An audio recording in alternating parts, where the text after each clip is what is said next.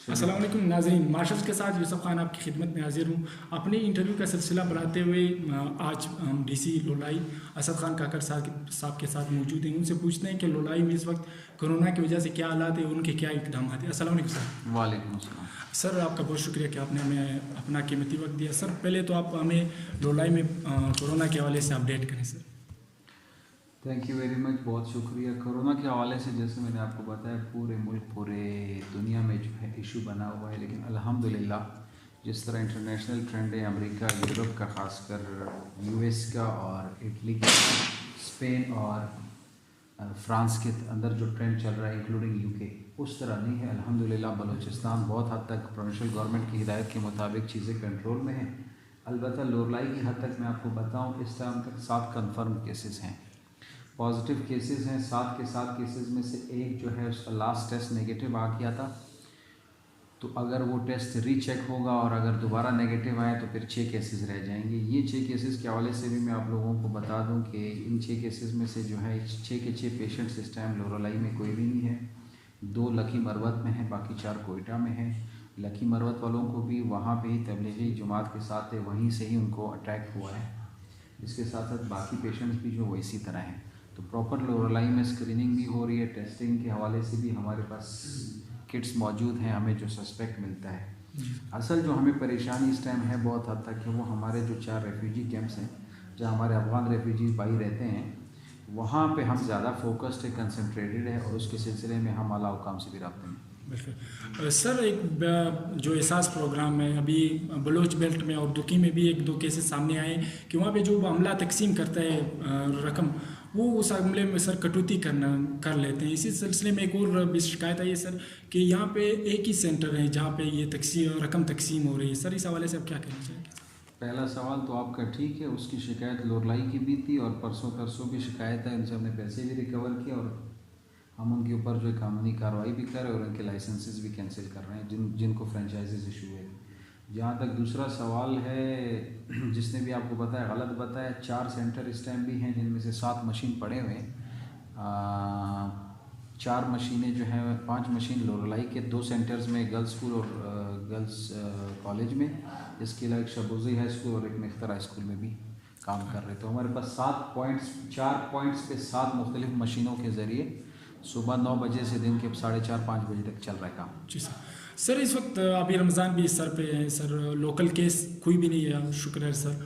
लेकिन सर अगर कोई एक लोकल केस भी निकल आया तो सर रमज़ान भी ऊपर है सर, इसके हवाले से आप लोगों की क्या पॉलिसी है सर? बात यह है कि रमज़ान सर पे हो या पाँव पे हो, केस का आने के लिए हम तो ज़हनी तौर पे तैयार हैं। किसी को खाम ने ये नहीं कहना है कि आ सकता है, अल्लाह की तरफ से, और वबा है, वबा में कभी भी केस आ सकता है। गवर्नमेंट की हमारे कंटीजेंसी प्लान होता है, कंटीजेंसी प्लान तैयार है। इससे पहले भी 7 केसेस आए हुए हैं, वो हमारे कोयटा में सिस्टम के तहत पॉजिटिव केस को किस तरह देखना है, सस्पेक्ट को किस तरह देखना है, नेगेटिव को किस तरह डील करना है, उसका प्रोसेस मौजूद है। हम केसेस को देख भी रहे हैं, और दूसरा ये भी मैं बता दूं कि केसेस आगे आ भी सकते हैं, और आने पे जो है हम इस ज़हनी तौर पे भी तैयार हैं और इस बात के लिए तैयार भी रहना चाहता। हम इसमें जिस तरह कहते हैं ताली दुआ से बचती है, लोग जब तक ताउन नहीं करेंगे तो फिर केसेस के हवाले से एज डिप्टी कमिश्नर मैं कोई गारंटी नहीं दे सकता हूँ, क्योंकि WHO स्टैंडर्ड के मुताबिक 4 हिफाजती तदाबीर हैं। नशा ना करें, घर के अंदर बैठें, वर्जिश करें और अच्छा खुराक करें। तो इन 4 में से जो इन पे अमल कर रहे हैं उसके बचने का चांस है, जो अमल नहीं कर रहे उसके लगने का चांस है। तो हिफाजत उसने खुद अपने तर्ज पे करने, हम अनाउंस भी करते हैं, TV में भी दे रहे हैं, लोगों के ज़रिए भी बता रहे हैं, बार बार बता रहे हैं। और ताहम खुदा न खास्ता जिसको थोड़ा बहुत भी शक है कि उस सस्पेक्ट है या उसको अलामात है, वो हमारे डॉक्टर मुनीर मलगानी साहब हैं, उनका मोबाइल नंबर हमने सबको दिया हुआ है।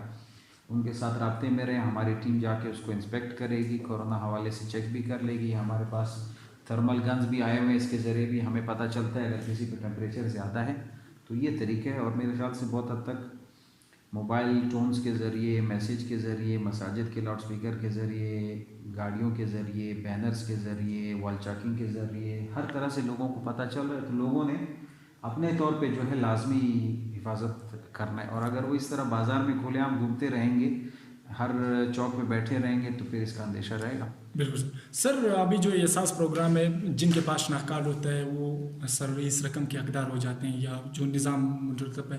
سر خانہ بدوش لوگوں کے پاس یا جن کے شناخت کارڈ نہیں ہے جو پہاڑوں میں رہتے ہیں سر ان کے لیے ان کے بھی سر اس وقت جو ضرورت ہوگی سر ان کے لیے آپ لوگوں نے کیا پالیسی بنائی سر؟ ایسا ہے کہ ہم جس آدمی کے پاس پاکستان کا شناختی کارڈ نہیں ہے اور وہ 18 سال سے زیادہ ہے قانونی طور پہ تو قانون یہ کہتا ہے کہ اس کو گاڑی میں بیٹھا کے اور جس ملک کا اس کے اوپر شک ہے اس ملک کے بارڈر پہ اس کو رکھا جائے. بالکل. جس کو انگریزی میں پش آؤٹ یا پش بیک کہتے ہیں. رہ گیا اگر خانہ بدوش اس ملک میں رہ رہا ہے, خانہ بدوش کو تو شناختی کارڈ کی پابندی نہیں ہے. خانہ بدوش اگر ٹریکٹر میں سامان رکھ کے پنجاب تک گرمی میں جا سکتا ہے اور سردی میں یہاں آ سکتا ہے تو ایک شناختی کارڈ بھی بنا دے. میں آج اس کو اگر تقسیم پہ دے رہا ہوں تو کل ایف سی کی چوکی پہ اس کو روکا جائے گا, کل بارڈر کے یا کسی اور چوکی پہ اس کو روکا جائے گا, اس کا اکاؤنٹ نہیں کھلے گا, تھانے میں ایف آئی آر نہیں ہوگا, اس کے بچے کا برتھ سرٹیفکیٹ نہیں بنے گا. تو شناختی کارڈ تو ایسی لازمی چیز ہے. ہاں ایک آدمی 18 سال کا ہوا ہے یا اس کا شناختی کارڈ کا رسید اس کے پاس ہے اور شناختی کارڈ ابھی تک ایشو نہیں ہوا ہے, کورونا وائرس کی وجہ سے نادرا دفتر بند, ایسے اگر کوئی لوگ ہیں ان کے لیے تو گورنمنٹ نے آلریڈی انسٹرکشن دی کہ والد کے شناختی کارڈ پہ بھی اپنا مسئلہ حل کر سکتے ہیں. باقی شناختی کارڈ اگر وہ کہتا ہے کہ میں پاکستان کا ہوں تو جس طرح نام شناختی کارڈ ہے اس نے ثابت کرنا ہے کہ وہ پاکستان کا, اور ثابت کرنے کے لیے اس کے پاس شناختی کارڈ کا ہونا لازمی ہے اگر وہ 18 سال کا. بالکل سر. آخری سوال پوچھتے ہیں سر.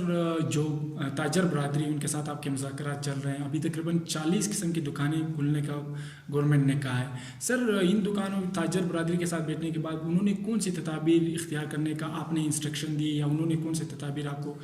تاجر برادری نے جو ہے اس کو میں سختی سے ہدایت کر دوں کہ صرف اور صرف پرچون کی دکانوں پہ آزادی ہے اور میڈیکل سٹورز پہ. اس کے علاوہ ہر پیشے کی ایک دکان کے حوالے سے میں نے انہیں اجازت دی ہے. باقی کل سے جو ہے ڈسٹرکٹ ڈپٹی کمشنر کوئٹہ کے ایک آرڈر کو اٹھا کے تاجر برادری اس کو مس یوز کر رہی ہے. وہ بھی ریکمنڈیشن ہے, تجویز ہے کمشنر کوئٹہ کو.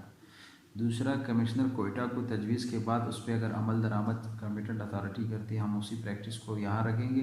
ادروائز جو ہے اس نوٹیفیکیشن کے حوالے سے میں تاجر برادری کو ریکویسٹ بھی کرتا ہوں کہ چونکہ آپ کے کاروبار سے آپ کی صحت, آپ کی جان زیادہ ہمیں عزیز ہے, لہٰذا ہم آپ کی جان بچانا چاہتے ہیں بنسبت آپ کے پیٹ کی. تو آپ کے اوپر اگر اللہ پیٹ جان بچانے میں سے ایک کا کہے گا تو ہر آدمی جان ہی بچائے گا. تو تاجروں کو یہ سوچنا چاہیے کہ اس ٹائم جان بچانے کا زیادہ پریشانی ہے, پیٹ کا مسئلہ اتنا نہیں ہے.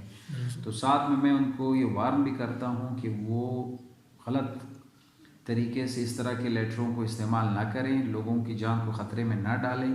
میں کل سے پوری طرح سختی کر رہا ہوں, انلیس اینڈ انٹل صوبائی حکومت کی طرف سے ہمیں آرڈر نہیں آئے گا ہم اس ٹائم تک باقی دکانوں کو کھول نہیں سکتے ہیں. اور جیسے میں نے بار بار کہا ہے, کورونا کے دوران ہم جتنے بھی فیصلے کریں گے وہ سارے تلخ ہوں گے, نقصان زیادہ ہوں گے. صرف فرق یہ ہے کہ ہم یہ سوچتے ہیں کہ ہم بڑے نقصان والے فیصلوں کی بنسبت چھوٹے نقصان والے فیصلے کریں. تو عوام سے بھی میری اپیل ہے کہ ہم جتنے بھی فیصلے کریں مجبوری میں, نہ چاہتے ہوئے, پریشانی میں اور عوام کی جان کو زیادہ عزیز رکھتے ہوئے کرتے ہیں, نہ کہ ان کے پیٹ کے حوالے سے. ہمارا اپنا علاقہ ہے, ہمارا اپنا شہر ہے, ہم بھی اسی جگہ کے لوگ ہیں, ہمیں بھی نقصان ہو رہا ہے. لیکن اس کو سمجھنے کی کوشش کریں. اور پہلے میں اس کو بطور ریکویسٹ کہوں گا, اگر وہ ریکویسٹ سمجھتے ہیں تو ٹھیک ہے, ورنہ ہمارے پاس دوسرے آپشنز بھی موجود ہیں. لیکن میری خواہش ہے کہ ہم ریکویسٹ کے ذریعے لوگوں کو یہ سمجھا دیں. بالکل سر. چلیں ناظرین, ڈی سی صاحب کے ساتھ بات کرنے کے بعد ہمیں یہ پتہ چلا وہ ریکویسٹ کر رہے ہیں بہت عرصے سے, وہ میں نے بھی دیکھا ہے ہمارے علاقے میں ان کی کیمپیننگ چل رہی ہے, تو وہ یہ ریکویسٹ کر رہے ہیں کہ لوگ تعاون کریں, اپنے گھروں میں رہیں. شکریہ.